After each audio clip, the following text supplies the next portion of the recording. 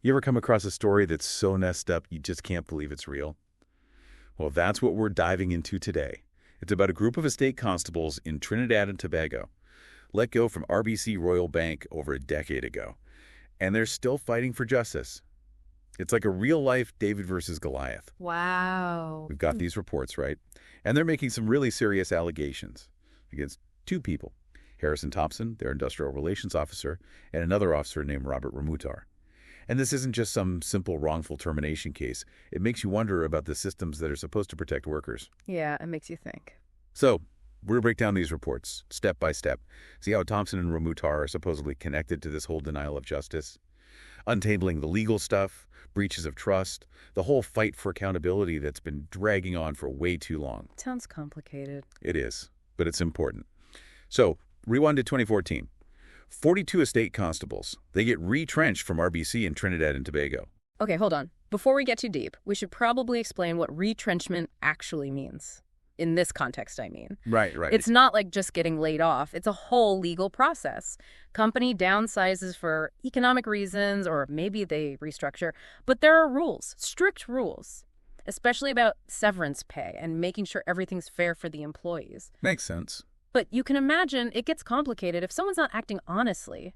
This process, it can be twisted, you know? Oh, totally. And that's where things get interesting. Right off the bat, in the report, it says Harrison Thompson, the industrial relations officer, he was only hired by 13 of those 42 officers. But then, get this, he goes and registers all 42 under his representation without their knowledge or consent. Wait, what? Is that even allowed? That's what I thought. There are some huge red flags there. Legally, ethically, the whole 9 yards.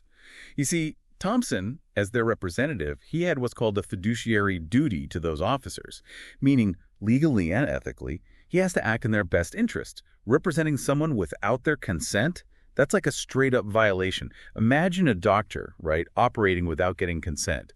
Total breach of trust. Yeah, that's a good way to put it. So right from the start, there's this power imbalance. And it gets worse, believe it or not. The report says this wasn't just a one-time thing. Thompson, he supposedly kept the officers in the dark the whole time. No updates, no communication about the case, negotiations, nothing. They were just hanging there, no clue what was going on. Oh, man. Can you imagine? You lose your job, you're depending on this guy to fight for you, and it's radio silence. Recipe for disaster. Totally. And that brings us to the industrial court hearings between 2015 and 2017. According to the report, this is where Thompson really messed up. He didn't properly present redundancy as the main issue. Okay, why is that so important? Good question. In a retrenchment case, proving redundancy is like the foundation. It's the whole reason behind the job losses. If you don't establish that, everything else crumbles. Severance pay arguments, fair treatment, the whole thing gets weak. It's like building a house on sand, you know? It all falls apart. Exactly. And the report says Thompson didn't just fail to establish redundancy, he also gave false information to the court about what happened during the hearings. His own affidavit contradicts the official notes. That's a pretty bold move, if you ask me. If that's true, it's more than bold. It raises some serious questions about what he was trying to do, and it throws his whole credibility out the window. We could be talking perjury here, and that's not a joke. No, it's not. Okay, so we have Thompson potentially messing up the case and not being straight with the court. But then Robert Ramoutar comes in. The report says he vouched for Thompson, told the officers Thompson had a perfect record, never lost a case. That's a big endorsement. What do you make of that, especially since Ramoutar also collected fees from the officers but wasn't transparent about it? Okay, let's break that down. First, vouching for someone like that, without even checking their credentials, that's a huge red flag. It's either careless or maybe even intentional misleading. And then you add the fees, no transparency, it gets even more suspicious. Think about it. These people just lost their jobs, they're vulnerable, they trust you to handle their money and fight for them. The least you can do is be upfront about where that money's going.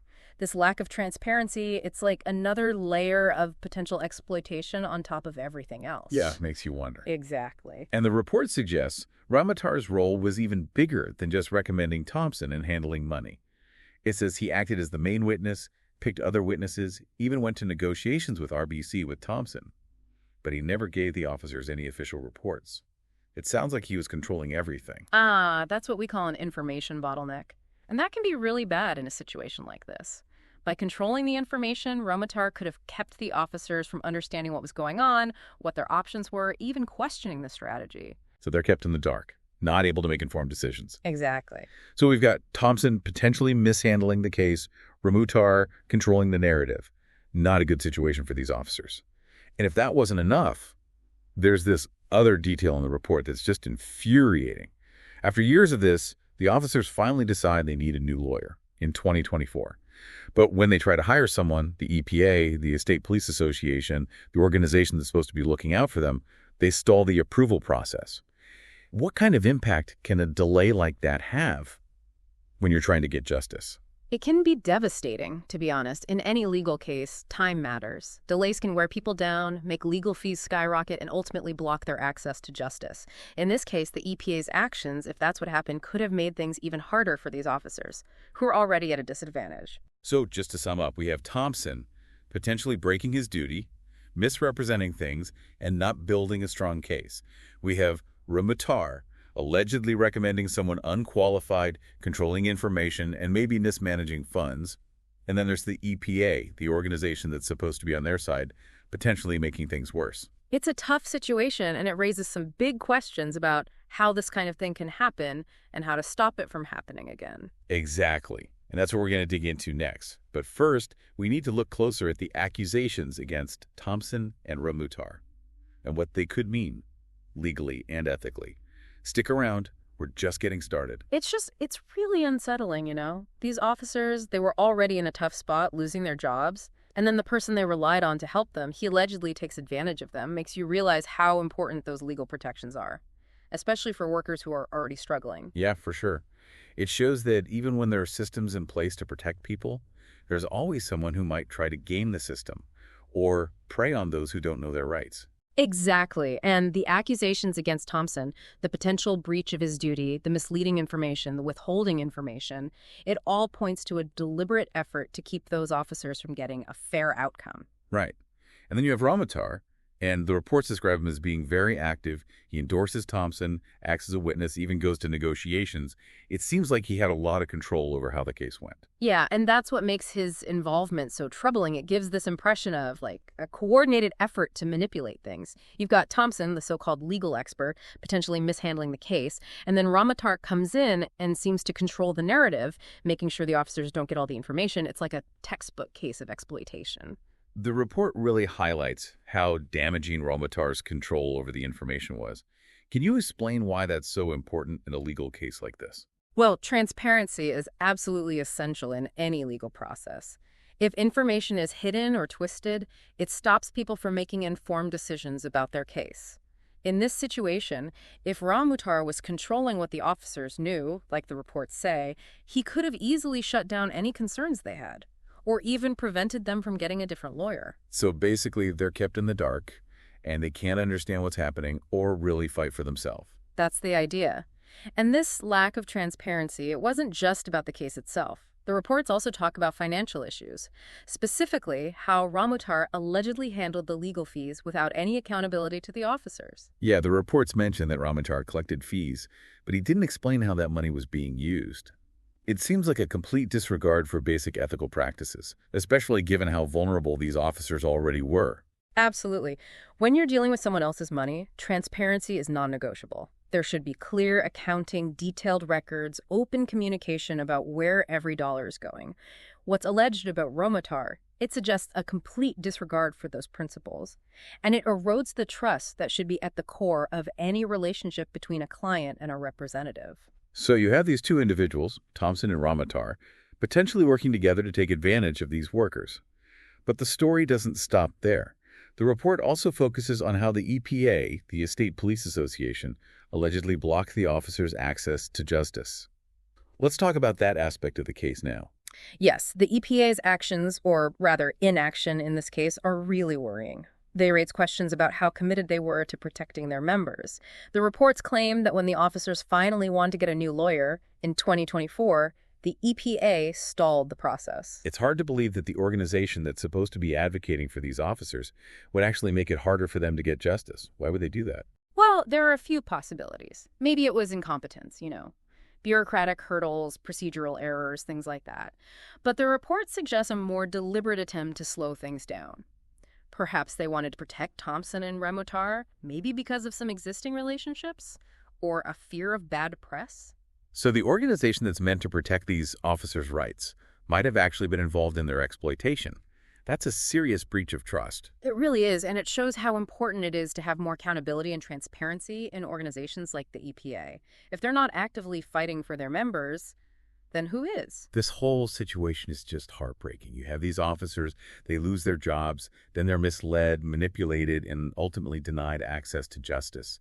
It really makes you question whether the legal system can actually protect vulnerable workers, and it raises questions about the ethics of those in power. You're absolutely right. It also highlights how important it is for people to know their rights, know where to get help, and not be afraid to challenge those in authority when necessary. It reminds us that we can't just assume that the system will always work the way it should, or that those in positions of power will always have our best interests at heart. But what could these officers have done differently to protect themselves? What lessons can we learn from this case that might help others who find themselves in similar situations? It's just so frustrating, to see how these officers were allegedly let down at every turn by their representative, by this guy Ramoutar, who seemed to have so much influence, and even by the EPA, the organization that was supposed to be on their side, makes you think twice about trusting anyone in authority. Yeah, it really does. This case shows how crucial it is to be informed, to be proactive, to really stand up for your rights, especially in tricky situations like retrenchment. I mean, knowing what we know now, what could these officers have done to protect themselves, even with all those obstacles? Yeah, that's the big question, isn't it? What advice would you give to someone in a similar situation? Well, first things first, get your own lawyer early on. Don't just rely on the union or someone who might have their own agenda. Get a second opinion, know your rights, don't be afraid to ask questions. So being informed is key. Oh, absolutely. Knowledge is power, especially when it comes to legal stuff. Learn about the laws, the regulations, the whole process of retrenchment in your area. There are resources out there online, government agencies, legal aid organizations. They can help you understand what you're dealing with. And I guess documentation is important too, right? You got it. Write down everything, every conversation, every email, every meeting. It creates a record just in case there are any disagreements or weird stuff happening later on. Remember, in legal cases, evidence is everything. Makes sense. What about speaking up for yourself? Don't be afraid to do that. Ask questions, challenge the people who are supposed to be representing you. If something feels off, if you're not getting straight answers, if you think they're not putting you first, say something. You have a right to know what's going on, to be part of the process, to have your voice heard. Be proactive, informed, and assertive. Got it. But what if that's not enough? What if you've tried all that? Then you might have to take it to the next level. File a formal complaint, maybe with a regulatory body. Look into mediation or arbitration. Or even take legal action. It's not always easy, but remember, you have options. There are ways to fight back. This whole situation really highlights the need for transparency and accountability. Couldn't agree more. Those are the foundations of a fair system. When people or organizations operate in the shadows, it's like an open invitation for exploitation and abuse. We need to expose those practices, demand accountability, and make sure those responsible are held to account. That's how we protect vulnerable people and make sure justice is served. Ever get that glazed over feeling when you see a massive disclaimer? Like on a website or right before a movie starts, those walls of text. Yeah, most people just skip right over them, right? Totally. But today, we're doing a deep dive into the world of disclaimers. Specifically, one that really caught my eye. It's from a report about public records. And let me tell you, this disclaimer is a doozy. Ooh, a disclaimer deep dive. I'm intrigued already. Disclaimers are like these little hints that reveal a lot about the info you're about to get. It's true. And this one practically shouts from the rooftops about transparency and making sure the public is informed. Okay, ready to hear this thing? Lay it on me. All right, so it starts off like this. This report is based on publicly available court records, legal findings, and official documents. It is intended for public awareness and transparency. Seems pretty standard so far, right? Yeah, they're doing their due diligence, establishing credibility right out the gate. Like, hey, we're not just making stuff up. This is all based on verifiable info. Exactly.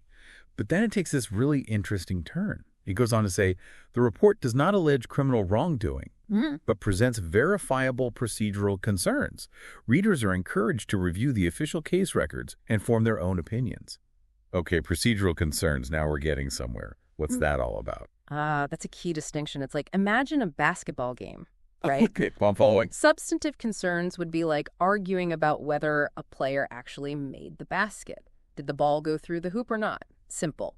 But procedural concerns are all about whether the rules of the game were followed properly. Did they travel before taking the shot? Was there a foul that wasn't called? So this report isn't necessarily saying anyone broke the law, but maybe the way things went down, something wasn't quite right. You got it. They're raising red flags about the process itself. And focusing on these procedural concerns can actually be incredibly impactful. Think about it. Sometimes a court case can get dismissed because of a procedural error.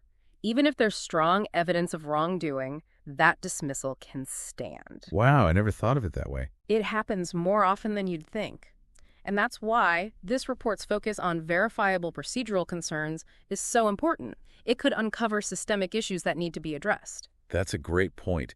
And what I find really interesting is they're not just saying, trust us, something's fishy. They're encouraging people to check it out themselves, which is pretty unique. Absolutely. That line about readers being encouraged to review the case records and form their own opinions, that's huge. They're not telling you what to think. They're just laying out the facts and saying, here's the info, here's where we got it, now you decide. That's a pretty bold move. Most reports just present their findings and leave it at that. This feels different, like they're trying to spark a real conversation. It is different. It's almost like they're inviting the public to participate in the process.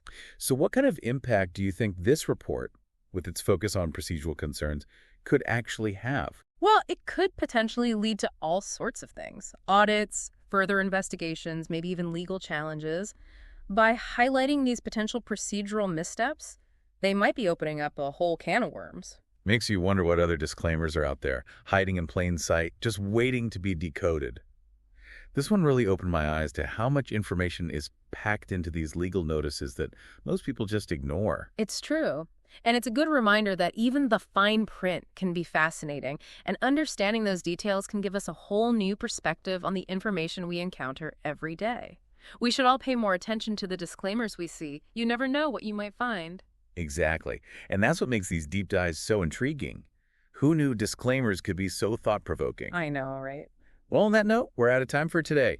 Until next time. Catch you later.